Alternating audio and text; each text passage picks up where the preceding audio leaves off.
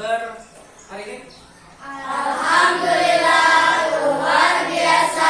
Allahu Akbar. Alhamdulillah. Sehat? Sehat. Alhamdulillah, sampai pas sampai ngaran ya. Angkat tangan. Nah, hadir Pak. Udah pernah tahu saya angkat itu atau ada semua ya. Kita mulai dari ujung sana. Rahmat, ada Rahmat. Hadir Pak. Faris. Hadir Pak. Ini. Hadir Pak. Ya. Hadir Pak. Siapa? Hadir Pak. Alhamdulillah ada semuanya lah. Jadi sebelum kita memulai pelajaran kita, alangkah baiknya kita berdoa supaya pelajaran yang kita dapat hari ini bermanfaat bagi buan pian sabaratan, menjadi bekal ilmu buan pian akan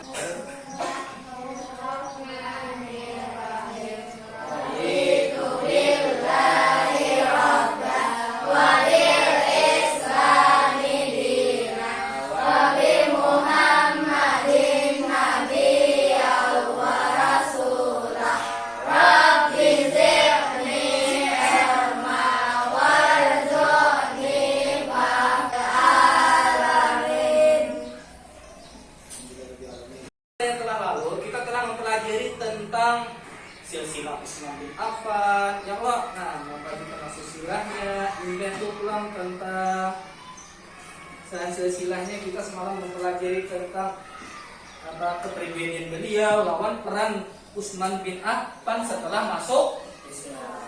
Utsman bin Affan semalam masuk Islam akan angkat tangan.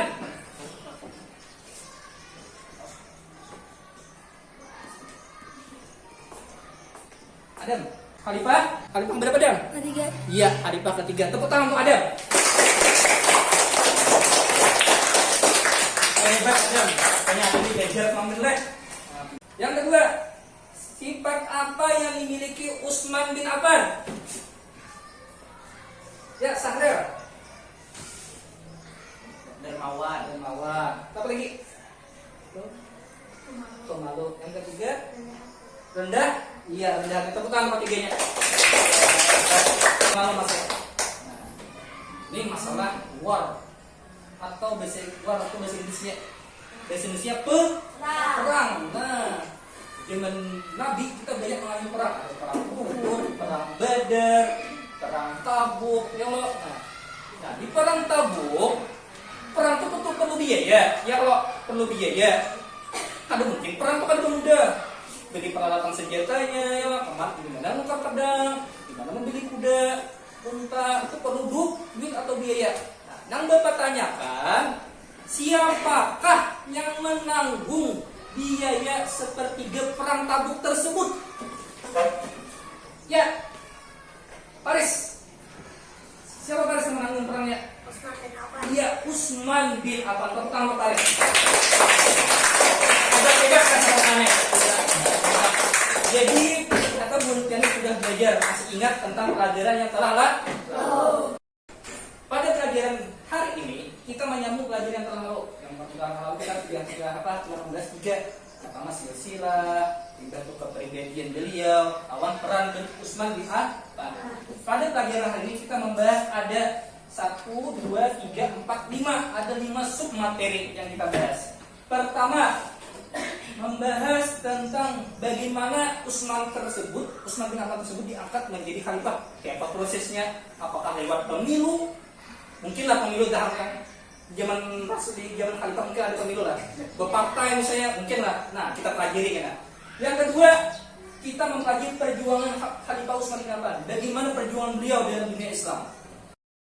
Ya, nah jadi kita masuk di pelajaran yang kita pertama yaitu adalah Utsman bin Affan diangkat menjadi khalifah. Silakan buka buku kalian halaman 7 dan untuk lebih jelasnya mari kita simak video berikut ini. Mohon perhatikan dengan seksama bagaimana terjadinya proses beliau diangkat menjadi khalifah.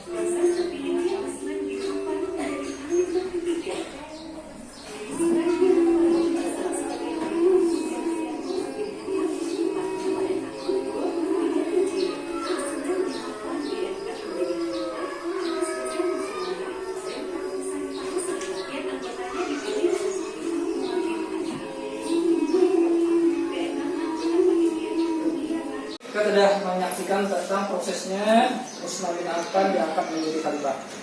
Jadi sebelum Khalifah Umar bin Khattab wafat, nah biasanya orang wafat tuh, anak wafat tuh berwasiat jelek, anak menyiapkan diri, loh, nah apa-apa yang supaya contohnya Umar punya ketika dia wafat, sin tahu siapa yang tidak ada pemimpin, jadi siapa umat Islam yang ada pemimpinnya. Jadi sini mempersiapkan siapa pemimpin pengganti beliau setelah wafat. Abdurrahman bin Auf, Talhah bin Ubaidillah, Jubair bin Awam, dan Sa'ad bin Abi Waqqas. Tugasnya dari tim ini adalah untuk bermusyawarah tentang pengangkatan siapa khalifah berikutnya yang akan menggantikan Umar bin Khattab. Hasil musyawarah yang dikuasai oleh Abdurrahman bin Auf tadi, beliau menunjuk mengadakan musyawarah dengan pemungutan suara. Dan ternyata dari pemungutan suara tersebut hasil suaranya seimbang antara Ali bin Abi Thalib dan Utsman bin Affan.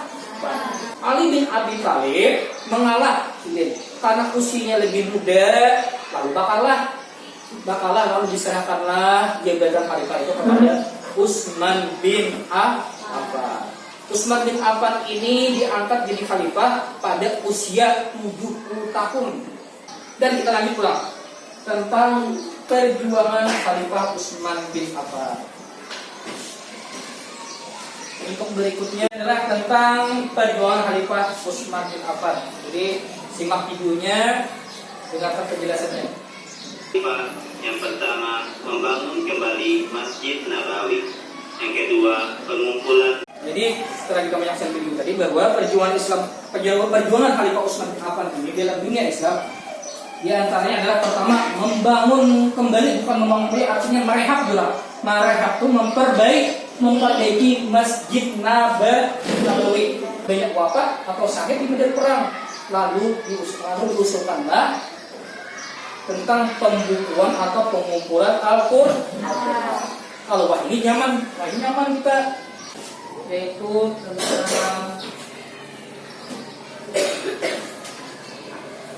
tentang akhir pemerintahan Utsman bin Affan dan wafatnya Utsman bin Affan. Silakan kalian simak. Akhir pemerintahan Utsman bin Affan. 56 Masehi dalam usia 82 tahun. Utsman bin Affan menjabat sebagai adalah tentang akhir pemerintahan Khalifah Utsman bin Affan dan wafatnya Utsman bin Affan. Pada akhir pemerintahan Utsman bin Affan ini banyak terjadi kekacauan yang akibatkan dari keputusan beliau yang banyak memecat gubernur-gubernur. Beliau wafat pada tahun 35 Hijriah dalam usia 82 tahun dan menjabat sebagai khalifah selama 12 tahun. Jadi ada berapa sifat tadi? Ada berapa sifat? Ada 5. Pertama dermawan, sabar. Kamu silakan tangannya. Sekarang saya bertanya. Ya Sarel. Kenapa Utsman bin Affan termasuk as-sabiquna awalun? Ya, kenapa Utsman bin Affan termasuk as-sabiquna awalun? Karena Utsman bin Affan adalah salah satu sahabat Nabi yang pertama memeluk Islam. Di antaranya adalah as-sabiquna awalun itu Abu Bakar, Umar bin Khattab, Utsman bin Affan, dan Ali bin Abi Thalib.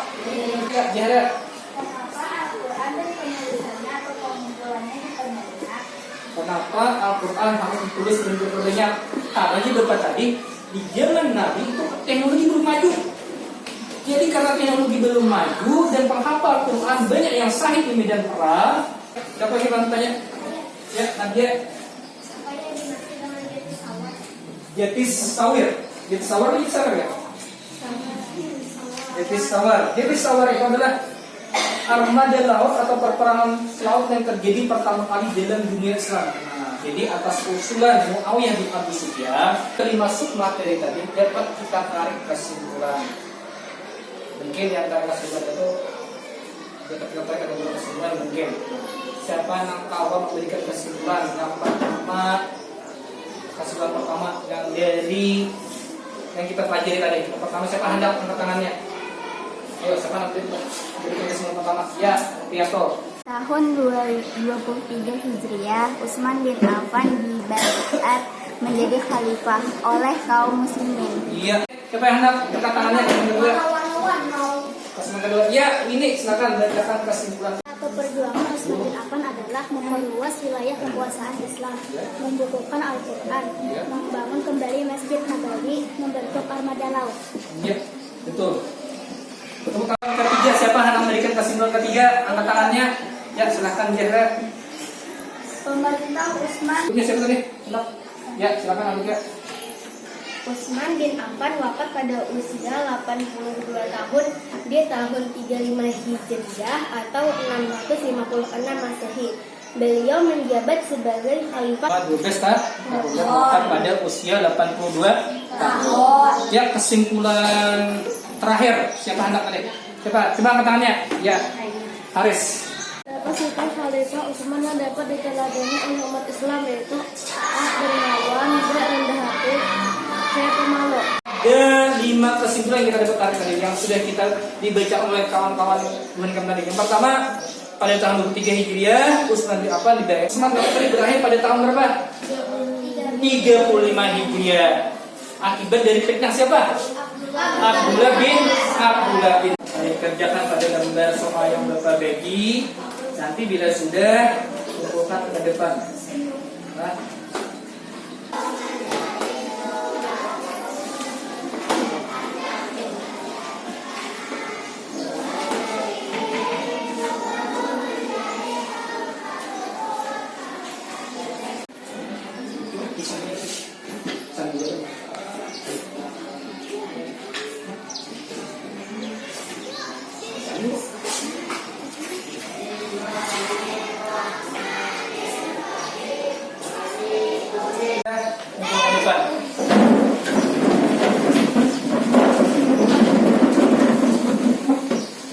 Ya, semuanya sudah kumpul. Alhamdulillah pelajaran hari ini berjalan dengan lancar. Tapi ingin bertanya, aku bertanya, apakah pelajaran hari ini menyenangkan? Alhamdulillah. Jadi, aku minta nanti ke depannya Tuan Pian belajar lebih giat lagi. Apa yang dapat kita ambil hari ini, misalnya dari sifat Utsman bin Affan, dapat kita terapkan dalam kehidupan sehari-hari, misalnya dari sifat dermawannya, sifat pemalunya, apa lagi sifat lagi? Apa lagi sifat apa? Rendah hati. Itu dan hati itu jangan sombong.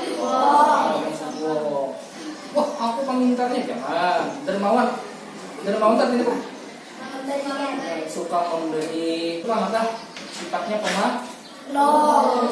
Arti pemalu di sini artinya bukan pian dijaga harga diri benar. Jangan maulah rusak nama baik kita. Misalnya turun ke tanah tanpa kerudung untuk dunia misalnya. Tapi nggak tahu tahu malu. Ada siapa karena kalakian turun ke tanah selalu handek. Sebelah handek selalu panjang tuh, apalagi bikin malu karena. Panjang sebelah selalu. Nah, jadi mudah-mudahan itu yang Bapak sampaikan tadi, kalau kita terapkan bersama-sama dalam kehidupan sehari-hari. Jadi untuk menutup pelajaran hari ini, marilah kita bersama-sama mengucapkan Alhamdulillah. Kita akhiri, Assalamualaikum warahmatullahi wabarakatuh.